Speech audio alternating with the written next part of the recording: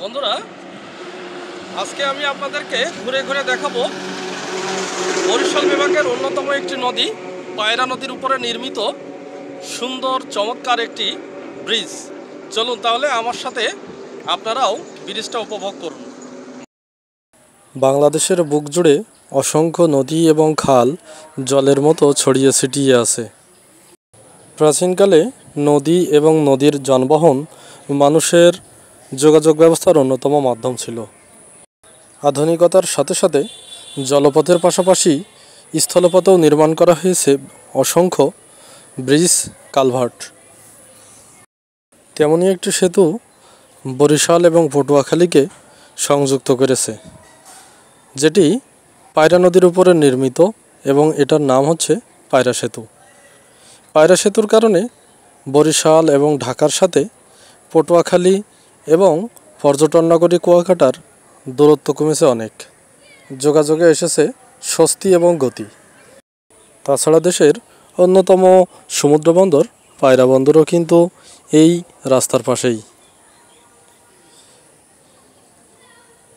সেতুর মোট দৈর্ঘ্য 1470 মিটার, যেটি পটুয়াখালীর দমকি উপজেলার এক প্রান্ত, অপর প্রান্ত আছে বরিশালের বাকেরগঞ্জ।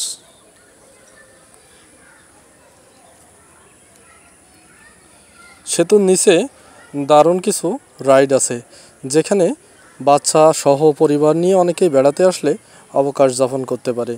তাছাড়া ছোটোখাটো একটা বিনোদনের জায়গাও কিন্তু হয়েছে এটি।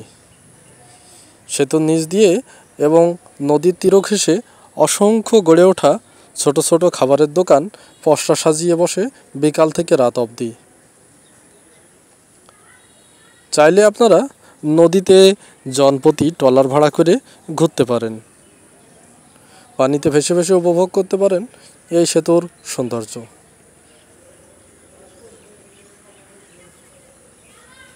সেতুর মূল কাঠামোর মাঝখানের পিলারটাই শুধু নদী গর্ভে, বাকি পিলারগুলো কিন্তু সবই নদীর বাইরে। পানি প্রবাহ বেশি হলে দুইটা পিলার অতিরিক্ত পানিতে নিমজ্জিত হয়। এই যে বাঁধা ছোট নৌকা, এগুলো মূলত অপেক্ষা করছে কোনো যাত্রী বা পর্যটকের।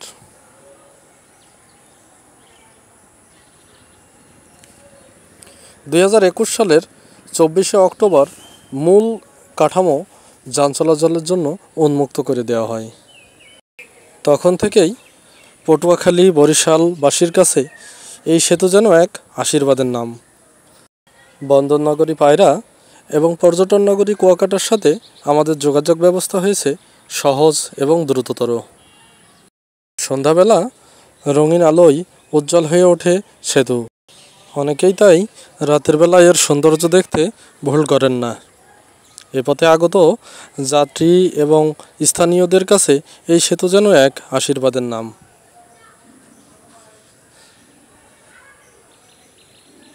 সবাইকে অসংখ্য ধন্যবাদ।